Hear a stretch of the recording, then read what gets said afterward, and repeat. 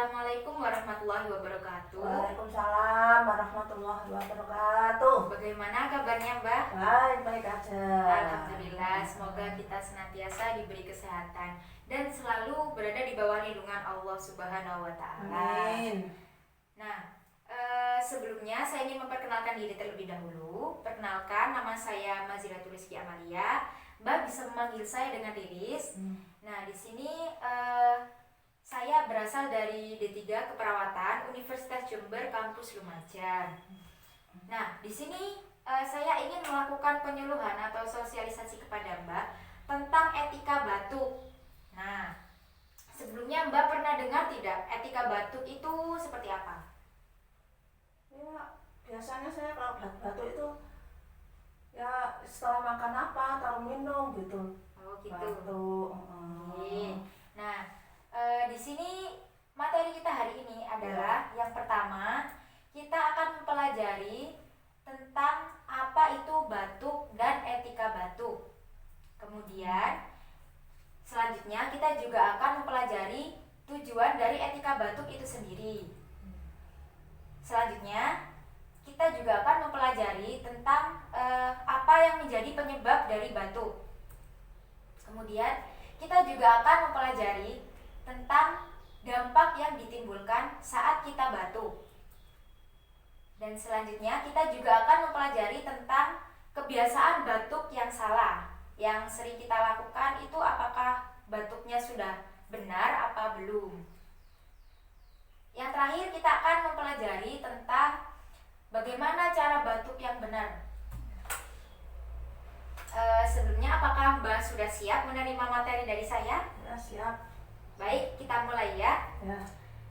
Nah, di sini batuk itu sendiri merupakan gejala suatu penyakit atau reaksi tubuh. Nah, jadi kalau kita misalkan kita makan, kemudian kita tersedak, ataupun saat kita ada di luar dan kemudian ada truk lewat, pasti kan menimbulkan debu itu ya. Nah, itu merupakan reaksi tubuh jika kita tiba-tiba batuk. Ataupun saat kita lagi flu atau pilek, nah itu pasti akan menimbulkan batuk karena itu merupakan gejala suatu penyakit. Nah, kemudian etika batuk itu sendiri adalah tata cara batuk yang baik dan benar. Nah, caranya itu dengan kita menutup hidung dengan tisu ataupun lengan baju seperti ini, ya. Supaya bakteri itu tidak menyebar ke udara dan tidak menular ke orang lain. Kemudian tujuan dari etika batuk itu sendiri adalah mencegah penyebaran suatu penyakit secara luas melalui udara bebas. Jadi dengan kita menerapkan etika batuk, penyakit yang kita derita tidak akan menular ke orang lain. Bayangkan Mbak, kalau misalkan kita batuk, kemudian kita tidak menerapkan etika batuk, pasti penyakit yang kita derita akan menular ke orang lain. Belum lagi orang lain itu setelah tertular penyakit kita, dia akan menularkan kepada orang-orang di sekitarnya juga. Kan juga bahaya gitu kalau tidak menerapkan etika batuk. Kemudian, nah, penyebab dari batuk itu sendiri merupakan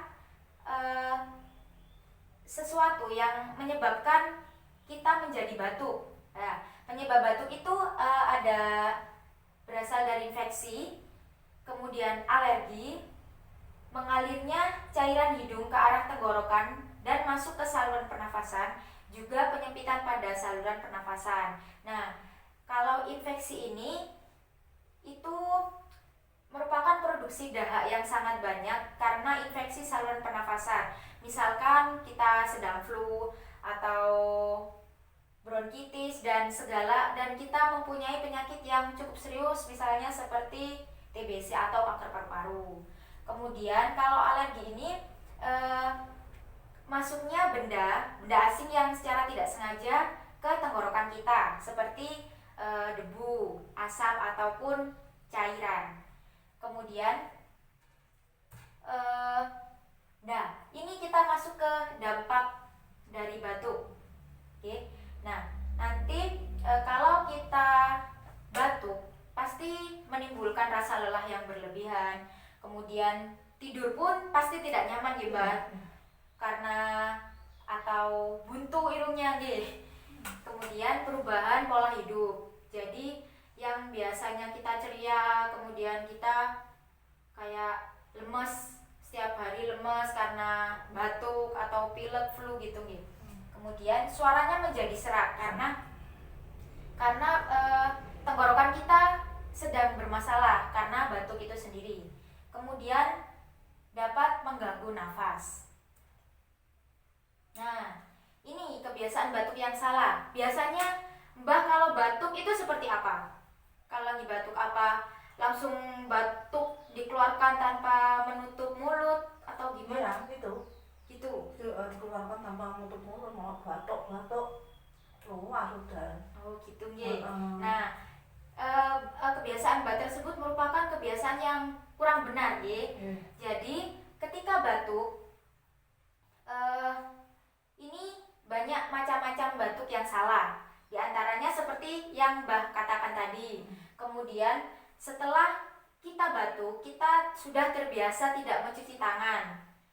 Sehingga ketika kita batuk dengan menutup mulut kita seperti ini, kita terbiasa tidak membersihkan tangan kita. Jadi semua bakteri yang kita keluarkan dari batuk itu tadi dapat menempel di tangan kita. Kemudian membuang ludah atau batuk di sembarang tempat. Kadang kan ada orang yang batuk mengeluarkan dahak, kemudian langsung dibuang sembarangan ke tanah. Itu merupakan cara batuk yang salah. Kemudian membuang atau meletakkan tisu yang sudah dipakai di sembarang tempat. Jadi kalau kita batuk kemudian kita memakai tisu untuk menutupinya sebelumnya, itu harus dibuang di tempat sampah, jangan dibuang di pinggir jalan atau dibuang secara sembarangan, karena nanti dapat menularkan ke orang lain, karena batuk itu bisa menular lewat udara. Kemudian tidak menggunakan masker saat flu atau batuk. Kalau Mbak batuk biasanya pakai masker atau tidak? Ya enggak, lepas aja, masa waktu pakai masker. Nah, itu merupakan kebiasaan batuk yang salah, Mbak. Jadi kalau kita batuk atau sedang flu, kita harus menggunakan masker untuk mengurangi penularan penyakit yang diderita Mbak. Kemudian, nah, kita akan belajar tentang bagaimana cara batuk yang benar. Di sini saya mempunyai 4 langkah. Langkah yang pertama itu sedikit berpaling dari orang yang ada di sekitar dan tutup hidung beserta mulut dengan menggunakan tisu atau sapu tangan atau lengan dalam baju setiap kali merasakan dorongan untuk batuk atau bersin. Nah, ketika kita akan batuk, kalau misalkan ada tisu seperti ini nih. Kalau ada tisu, kita menutup mulut dan hidung kita dengan tisu seperti ini. Lalu kita batukkan seperti itu. Kalau misalkan memang tidak ada tisu, kita bisa memakai lengan bagian dalam kita di sini nih, Mbak. Seperti ini. Itu. Kemudian untuk langkah yang kedua, segera buang tisu yang sudah dipakai ke dalam tempat sampah. Nah, misalkan kalau kita memang batuk dengan tisu, kita harus membuang tisu ini ke tempat sampah, jangan sampai dibuang sembarangan.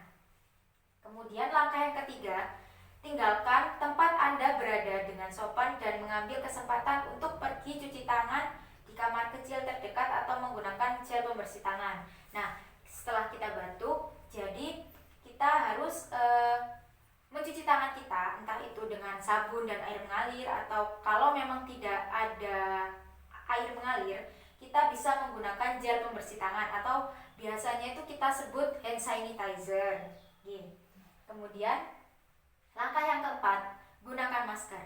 Jadi kalau kita batuk atau kita sedang flu atau sakit apa gitu, kita harus menggunakan masker. Kemudian ini ada semboyan atau bentuk ajarkan dari saya, mari terapkan etika batuk yang benar. Nah, jadi kita harus benar-benar menerapkan etika batuk itu dengan benar. Baik Mbah, mungkin ada yang ditanyakan? Ada.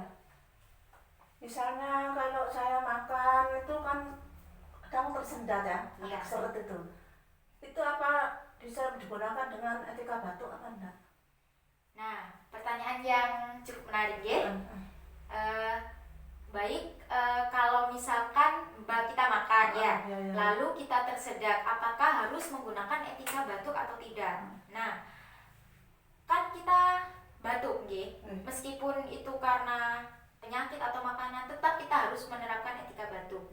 Jadi, kalau misalkan kita batuk karena tersedak makanan, sebisa mungkin kalau memang kita tidak punya tisu atau kita sulit untuk menggerakkan lengan kita bisa menutup tangan seperti ini.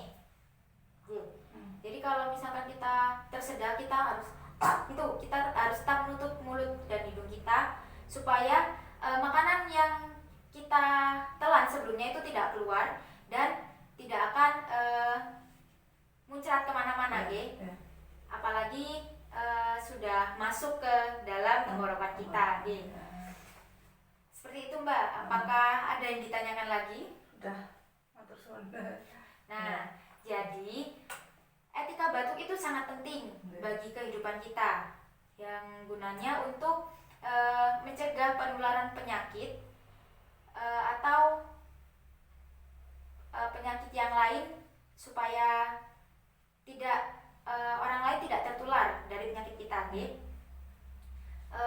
Mungkin sekian yang bisa saya sampaikan. Terima kasih atas partisipasinya Mbak. Mohon maaf mengganggu waktunya.